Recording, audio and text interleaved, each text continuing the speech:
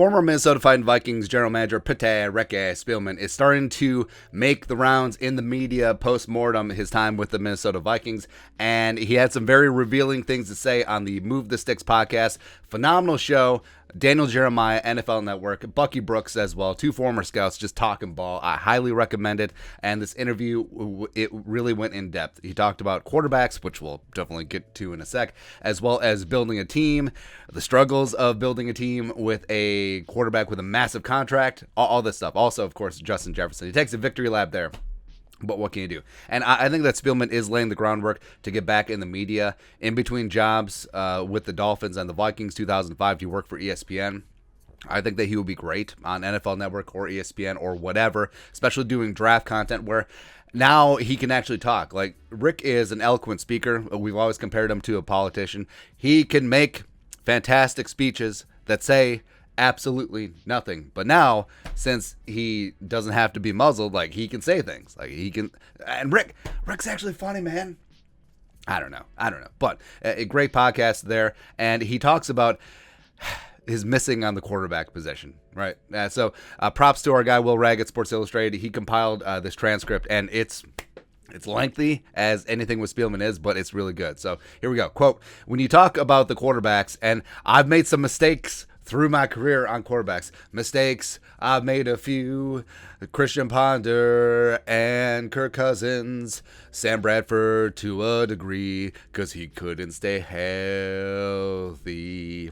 Or something like that. I've always thought the number one thing to look for was the intelligence part of the game. How smart are these guys? And we do a lot of different types of psychological testing, a lot of different types of intelligence testing. But what I learned is not only do you have to be smart, but you have to have mental quickness and how quickly you can process things. Well, hey, pretty Ricky Spielman. I'm glad that Christian Ponder did well on the Wonderlic. I'm glad that Teddy Bridgewater is going to a Mensa meeting. I'm glad that Kirk Cousins can do a Sudoku in under 20 minutes. Or I feel like at a certain point, you just have to say F it and just draft the dumb guy with a big arm. Like Josh Allen, like, he seems like a really cool cat, but do you think that there's a lot going on upstairs? I don't know. But he's got a big arm, he's mobile, and he's a big mofo, and he's still in the playoffs. That's all you need at this point, man. But yeah, going down quarterbacks in the Spielman era. Remember, Spielman was not here for the 2006 draft, so T-Jack, rest in power, T-Jack was a Brad Childress pick, all chili. That's right. He came in after the 2006 draft, so there you go. But John David Booty, trying to get to you and that booty. That's whatever. Christian Ponder in the first round, bringing in Matt Castle, bringing in Josh Freeman. Woo, man, that was good times. Teddy Bridgewater in the first round. You know, if his leg didn't fall off, who really knows what would have happened? Sam Bradford in that trade, and again, if Sam had stayed healthy, maybe we're having a different conversation. Like, if Sam had stayed healthy for 2017, even though Case Keenum was so fun that one season, I think the Vikings could have done a little bit more with slinging Sammy sleeves. Yeah. Kirk Cousins free agent contract and extension. So not only the 3 years, $84 million, but compounding it with another extension. Who really knows? Nate Stanley in 7th round. Slinging Nate Stanley, as well as Kellen Mond in 3rd round. That's TBD there. But yeah, Spielman continued. I can go and interview a quarterback, and I interviewed many down at the combine, and we have a whole program set in place. Let's go out. Let's visit the quarterback. The offense coordinator is going to have a plan. He's going to install a scheme. He's going to install concepts of a passing game and pass protections, and the quarterback can sit there. We kind of watch and see if they took copious notes, and a lot of these guys went up there and talked verbatim what the coordinator said, and even sometimes sounded better than the coordinator. That's explained it. Woo! Is that a shot at the OCs? I don't know. I was like, this guy's going to be a hell of a coach someday. Oh, well, that's great. I'm glad that Teddy is going to be a great coach someday. The point that I missed was that's great, and go up there and draw that, and this safety's rolling down and the linebackers coming off the edge. Where's your hot reads and stuff? They can talk about all of it, but that's a 10-minute process. Can they do it in 2.5 seconds? That's what she said. So we really tried to hone in and focus on not only the intelligence, but also the mental quickness and how quickly they can read and respond. Because there's a lot of smart people out there, but if you can't impress that in the 2.5 seconds that you have, that's where I saw it, and myself personally had some failures. So I wonder who he's talking about. I wonder who in this list he's talking about. I mean, Christian Ponder certainly comes to mind, and it's fitting that the Vikings have the number 12 overall pick this season, just like they did in 2011 with Christian Ponder. And yeah, that was a problem with Ponder. I mean, Ponder, he wasn't a Rhodes Scholar, but wasn't he like academic all ACC or something like that? And Christian Ponder, smart as the day is long, but that processing speed didn't quite work out. That's what we liked about Ponder in the beginning, where, hey, something's not working out, he would just pull the ball down and scamper and run for the first down. He was a very good athlete. But then we realized, oh, that's all that he does. Like, if the first read is not open, if that half-field read is not open, he's skedaddling. So it's whatever there.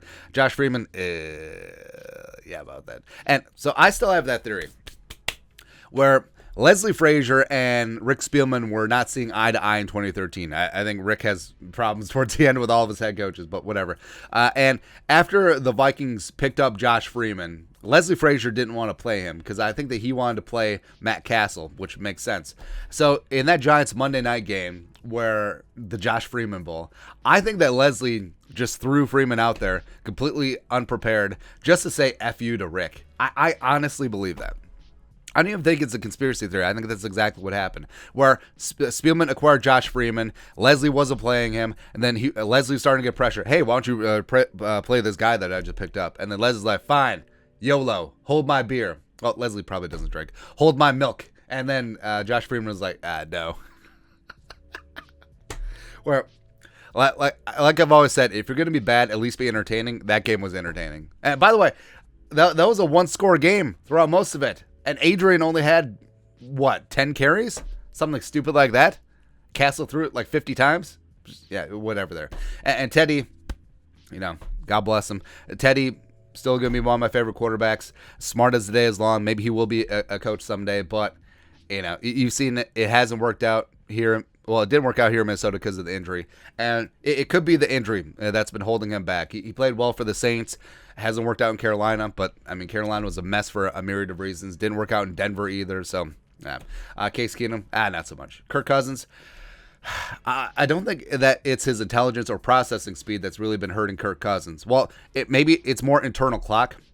Maybe that is a function of processing speed. So, maybe I take that back. I've changed my mind mid-sentence. So maybe that's exactly what he's talking about, where we've talked about how if Kirk Cousins is a great sheet music musician, but he would be horrible at jazz. The whole improvisation thing. Well, A to B to C to D to D minor, he's great at that, right? And also he's great when he has time. But I think some of the demerits on the offensive line, again, they're not blameless here.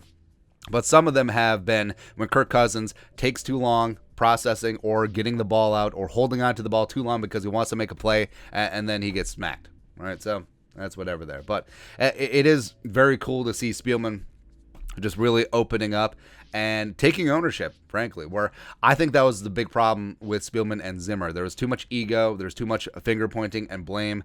And it is nice to see Spielman taking a little bit of responsibility for what went down because, yeah, Spielman's inability to find a quarterback through nearly 2 decades as Vikings general manager or de facto GM, that was a big reason why the Vikings, even with all the talent on the roster, Spielman, respect, did a great job with that. That's why they never found the promised land. Oh, that and he ignores the offensive line. Blah, blah, blah. It's good stuff. But yeah, go check out Bucky and Daniel Jeremiah's podcast. It'd actually be funny. Hey, one time Spielman and Daniel Jeremiah switch spots. Bucky Brooks comes along as director of college scouting. Let's go. But yeah, listen to the podcast. It's really fantastic. So there you go. But your thoughts on our thoughts on Spielman's thoughts on the Move the Sticks podcast, whatever. Let us know in the comment section below. Subscribe for daily Vikings takes. Want to support the work? Put a little something in the Venmo. Pay that man his money. But until next time, Skol, production value.